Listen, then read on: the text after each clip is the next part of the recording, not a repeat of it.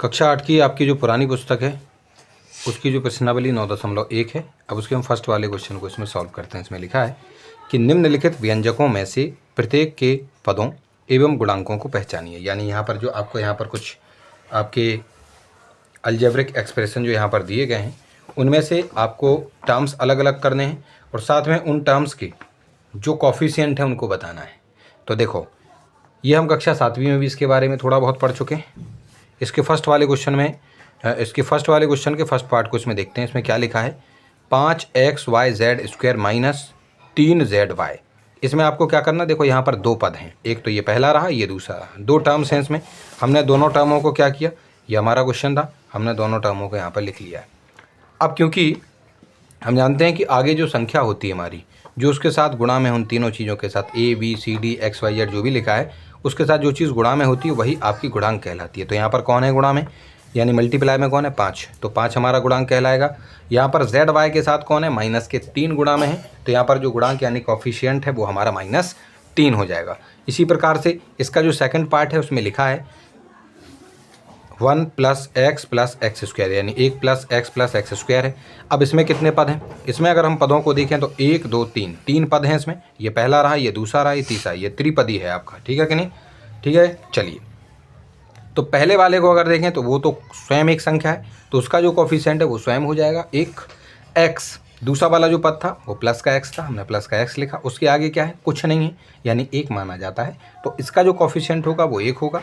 x² है तीसरा वाला पद हमारा, तीसरा टर्म, उसके आगे क्या है, कुछ नहीं है, तो वहाँ पर भी 1 मान के चलते हैं, तो हमारा यहाँ पर 1 हो गया। तो इस तरीके से हमने सेकंड वाले पार्ट में भी जितने टर्म्स थे सबके कॉफिशिएंटों को यहाँ पर हमने बता दिया है, गुणांकों को, ठीक है। चलिए, उसके बाद तीसरा वाला जो आपका इसमें जो पार्ट है उसमें लिखा है 4x² minus 4x² z² plus z²। इसमें भी अगर देखोगे तो देखो, ये वाला हमारा पूरा एक पद होगा, ये वाला पूरा वाला एक हमारा एक पद होगा, ये भी हमारा पूरा एक अपने आप में पद होगा, यानी 3 पद, यानी 3 टर्म्स इसके अंदर हैं।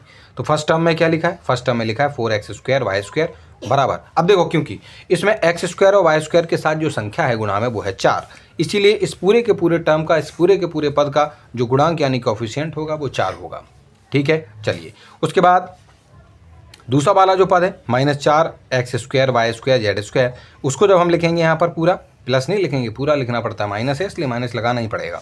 तो x² y² और z² के साथ आपका गुणा में कौन है, -4, इसलिए जो गुणांक है कॉफिशिएंट है वो क्या हो जाएगा आपका, -4 हो जाएगा, ठीक है। चलिए, तीसरा वाला क्या है, प्लस का z² है, तो हमने यहाँ पर प्लस के z² को लिख रखा है। उसके आगे कुछ नहीं है, तो हमने आपको पहले ही बताया इन क्वेश्चंस में कि जिसके आगे कुछ नहीं होता वहाँ पर 1 माना जाता है, तो इसका जो गुणांक यानी कॉफिशिएंट होगा वो आपका 1 हो जाएगा, ठीक है कि नहीं। चलिए,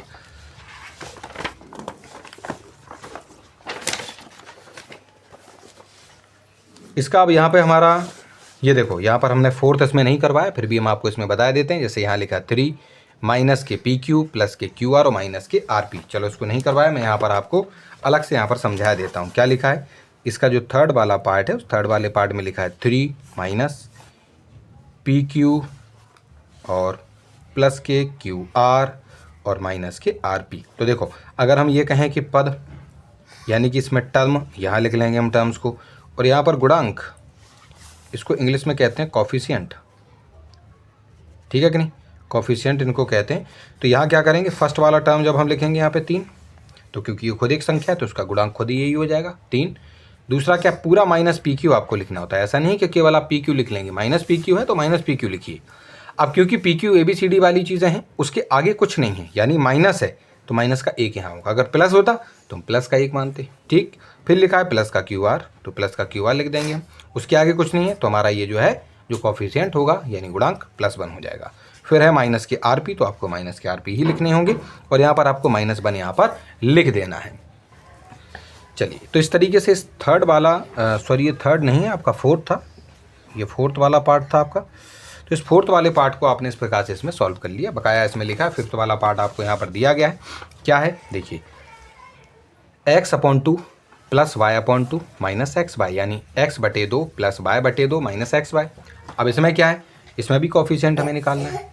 देखिए, ये सारी चीज़ें मैं आपको क्यों बता रहा हूँ, जब आप आगे इनको हल करेंगे आपको खुद ही पता लग जाएगा कि ये कॉफिशिएंट क्यों ज़रूरी है। ठीक है कि नहीं। चलिए, तो सबसे पहले वाले पद को अगर हम यहाँ पर देखते हैं, सबसे पहला वाला जो पद है फर्स्ट टर्म हमारा x/2 यानी x/2 है। देखिए इस वाले को हम इस प्रकार से भी लिख सकते हैं, यानी 1/2 और गुणा में x करेंगे तो x का गुणा 1 में होगा तो x का x आएगा, और 2 का गुणा यहाँ पर 1 माना जाता है, 1 के साथ होगा तो 2 का 2 आ जाएगा। ठीक है कि नहीं। तो यानी हम ये कह सकते हैं कि इस प्रकार से लिखने पर x के आगे जो गुणा में है वो हमारे पास 1/2 यानी 1/2 है। तो हम कह सकते हैं कि ये जो x/2 हमें दिखाई दे रहा था, असल में इसका जो कोफिशिएंट यानी जो गुणांक होगा वो कितना होगा, 1/2 माना जाएगा। ठीक है कि नहीं। कई बच्चों को इसमें कन्फ्यूजन हो जाता है कि इसको कैसे करें, तो आप इस प्रकार से पहले इसको लिख लें, फिर उसके बाद इसको आराम से आप इसमें पता कर सकते हैं कि इसका गुणांक यानी इसके साथ गुणा में कौन है, यानी कोफिशिएंट कौन है। ठीक, चलिए उसके बाद y/2 है यानी y/2 बराबर, अब इसको भी हम थोड़ा सा इस तरीके से थोड़ा एक्सपेंडेड फॉर्म में लिख लेंगे, यानी जो y/2 है y/2 उसको हम 1/2 गुणा y लिख सकते हैं। ठीक, क्योंकि आप गुणा करेंगे यही आएगा, तो y के साथ गुणा में हमें यहाँ पर 1/2 दिख रहा है, इस वजह से इसका जो कोफिशिएंट है इस वाले टर्म का वो 1/2 यानी 1/2 हो जाएगा। अब थर्ड वाला जो हमारा टर्म था वो था माइनस के xy, तो हमने यहाँ पर माइनस xy लिखा। ठीक है, बराबर, क्योंकि इसको चलो अब इनको भी लिखा है तो इसको भी लिख कर ही बता देते हैं। असल में -1 गुणा xy इसको हम इस प्रकार से भी लिख सकते हैं, तो xy के साथ -1 गुणा में हमने 1 यहाँ पर लिख दिया, और नहीं तो वैसे भी हमने पहले भी आपको बताया कि अगर उसके आगे कुछ नहीं है तो आप वहाँ पर 1 मान सकते हैं, और क्योंकि माइनस लगा है तब भी आप यहाँ पर -1 ही यहाँ पर लिख सकते थे डायरेक्टली। ठीक है कि नहीं। चलो, तो इस प्रकार से आपके जो 5वां वाला पार्ट है उसको भी हमने सॉल्व कर लिया है। अब उसके बाद है आपका ये जो 6वां पार्ट है, इसमें लिखा है 0.3a minus 0.6ab plus 0.5b। ठीक है कि नहीं। तो इसको क्या करेंगे, इसमें भी 1, 2 और 3 टर्म है आपकी। ठीक है, पहले वाले टर्म को उठाएंगे हम यहाँ पे, तो इस ABCD XYZ जो भी है उसके आगे क्या लिखा है, 0.3 गुणा में है, तो वही हमारा गुणांक यानी कोफिशिएंट होगा। सेम इसी प्रकार से आपका 0.6AB लिखा है, तो इसके आगे आपका क्या है, 0.6 है, तो माइनस का 0.6 आपका यहाँ पर क्या हो जाएगा, इसका जो है गुणांक यानी कोफिशिएंट होगा। उसके बाद जो आपका आखिरी वाला है, इस आखिरी वाले में क्या लिखा है, प्लस का 0.5b, तो इसके इस b के आगे क्या है, प्लस के 0.5 है, तो यहाँ पर हमारा जो गुणांक है वो 0.5 हो जाएगा। ठीक है, तो इस तरीके से इस फर्स्ट वाले क्वेश्चन में जितने भी आपके पार्ट्स थे इन सभी के हमने गुणांक यानी कोफिशिएंटों को यहाँ पर प्राप्त कर लिया है। ठीक है, इस तरीके से ये वाला क्वेश्चन आपका सॉल्व होता है।